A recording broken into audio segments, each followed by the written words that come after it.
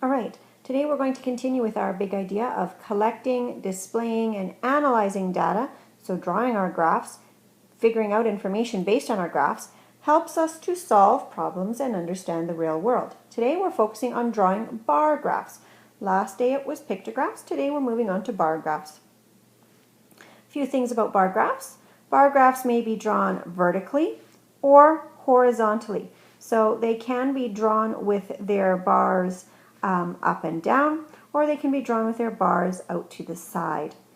You can graph the data below on grid paper, and here we have some grid paper. Extremely important to always use grid paper when you are drawing graphs. With a pictograph, it's not as important, but with any other kind of graph, it is really important to use that grid paper. It's just very difficult to read if there's not some sort of lines to guide you.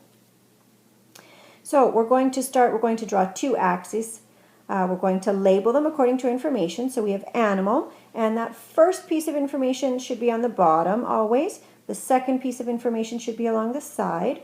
Typical lifespan, and we've added in years. If there is a specific type of measurement here, years, days, months, whatever it happens to be. Sometimes we're collecting information about money, sometimes we're collecting information about length, centimeters, meters, and so on. We need to be specific and add the unit that's being used. So typical lifespan in years is what we've drawn along the side. Now, looking at your graph paper is going to determine what you're going to be able to do for counting along the side. We have on centimeter grid paper, if you're using 1 centimeter grid paper, which is really probably the largest, one of the largest ones you can get, you would probably end up with about 20 squares on the side. So we can only go up to 20. Now, if we look at our information, we can see that our largest number is 85. So we cannot count by ones. It's not possible. If we count by twos, 20 bars, we're only going to go up to 40. So I can't count by twos. I still need to count by something smaller. If I look at my data, I could count by fives. I have 40 and 85 ending in 0 and 5, so they're multiples of 5, so that might work. 22 and 8 don't fit as nicely in there. They'd be a little bit more than halfway between 5 and 10 for 8, and between 20 and 25 for 22 years. That's probably going to work. So we're going to draw a vertical bar graph, as we've already shown on our graph there. We're going to count by fives. We're going to have a scale of fives because I think that's going to work quite well with the information that we have. When we draw our bars, 40 and 85 will line up perfectly with the line, and 22 and 8 will be a little bit more than halfway for the 8, a little bit less than halfway for the 22, because it's a little bit less than half of that. And this is what my bar graph is going to look like in the end. So let's take a quick peek. Lifespan of some animals was our title. Very important to have that information. Animals along the bottom, we've got listed our bottlenose dolphin, brown bears, fin whale, potbelly seahorse. So we have our animals. We have our numbering. We've made sure to number along the line so it's fairly easy to read. We've gone up as high as we need to, and usually we try to go, or I think it's important to go at least one more. So we've gone up to 90, and because our bars are mostly reaching the lines, we can read this quite easily. Yes, bottlenose dolphin is 4. Brown bear, well, it's between 20 and 25. It's not quite half. 21, 22, we know that's 22.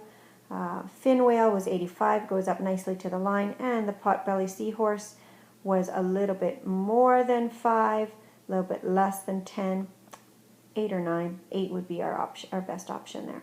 And again, remember, we need to make sure we add the title for the graph. Always need to add the title for the graph, otherwise it's very difficult to read. All right, we've discussed most of this along the way, but just to confirm, things that you need to consider when you're drawing any kind of a graph, really. The title should be very specific. lifespan of some animals. And we can't really even say of fish here or of sea creatures, although most of them are sea creatures, but they've thrown the brown bear in there. So it just has to be some animals. We can't be any more specific than that. We need to make sure that each side has a title, animal, typical lifespan, and we need to include the units, dollars, degrees, Celsius, years, centimeters, whatever it might be. Numbering, when we number with our scale, that we use the lines, not the spaces. Otherwise, as we can already see with the spaces, it's much harder to read. So we don't want that to be our main. We want it to be along the numbers. We need to always number in regular intervals. So by fives, by twos, etc. Here we've counted by fives.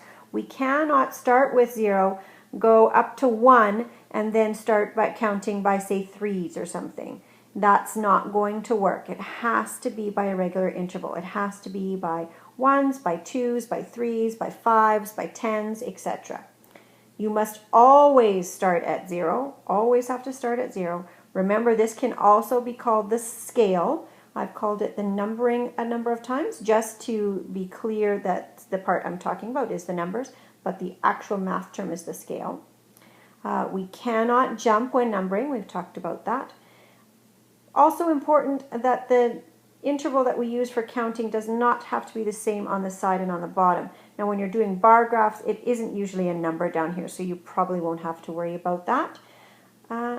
Also make sure always to be using graph paper when you are graphing. Graph paper, it's right in the name. You need graph paper for graphs. Otherwise, our graphs become very difficult to read. We want to make our graph as easy to read as possible so that people can gather information from it. Otherwise, it makes it too difficult for them to gather that information. All right, to practice. Now we're not going to practice drawing per se. We're going to look at two graphs and determine which one you think was drawn better. So you can use that same information when you start to draw your graphs. What makes a better drawn graph? So take a moment, press pause, and determine which graph shows the information more carefully and which one is easier to read. Go ahead and press pause now. All right, so let's take a look at our graphs here. We have Pi's graph, favorite family activities. We have Coro's graph, favorite family activities. Both have a title. That's great. Both have information here. Ooh, both are missing a title there. What would we do for a title there? It looks like they're activities, I suppose. Family activities, activities. Should be there for both of them.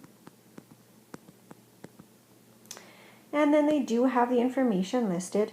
We do have the number of children. What do you think is clearer? Which graph do you think is clearer? I myself find this one a little bit hard because we've got this which is between the lines, we've got this which is between the lines, this which is between the lines, and this one which is between the lines. So their numbering or their scale was not well chosen. If you have this many bars between numbers or between lines, it's not overly clear. I would say this is probably about 9. It's a little bit less than 10. This looks like it's right about halfway between 5 and 10, a little bit less maybe, so probably 7. This one's nice, it's 5, that's easy. Mountains, that could be 1, maybe 2. Park, well, it's between 4, 5, and 10. It's closer to 10, so maybe 8 there. But that can get pretty tricky, and I have to do a lot of thinking to figure it out. So I may not find this graph very useful. Let's take a look at this one. This one's much clearer. The nice thing too is our highest number is 9. So if our highest number is 9, it's very easy to count by ones. And counting by ones makes this information much clearer. We have 9 at the beach, we have 7 at the amusement park, we have 5 at the sports game, 1 at the mountains, and 8 at the park. No guessing, no trying to figure out. It's much clearer. So this one is definitely easier to read, and the main reason has to do with the scale, the numbering. So be very careful when you choose your scale. Really consider your numbers. Here we had 9, 7, 5, 1, and 8. So really, we could also maybe have counted by odd numbers. 1, 3, 5, 7, 9. That would have worked quite well as well. But this definitely much clearer than this information. Too much guessing going on here. All right, now you're off to your concept practice. Whoops. Page 263, 264, numbers 1, 2, 3, and 5. You are drawing bar graphs. Remember to include your title at the top. Remember to include your title on each side. Remember your scale. Has to be by regular intervals. So it has to be by 2s or 5s or 1s, etc. Looking very carefully at your data to determine which one would be your best choice. Remember to label each line, not the space, when you are using the or when you are creating your numbering on your scale. Remember, of course, as you're going along, if you have any questions along the way, that you please ask. And again, here is our exit slip for after our marking and our class discussion, just to determine your understanding after our conversations.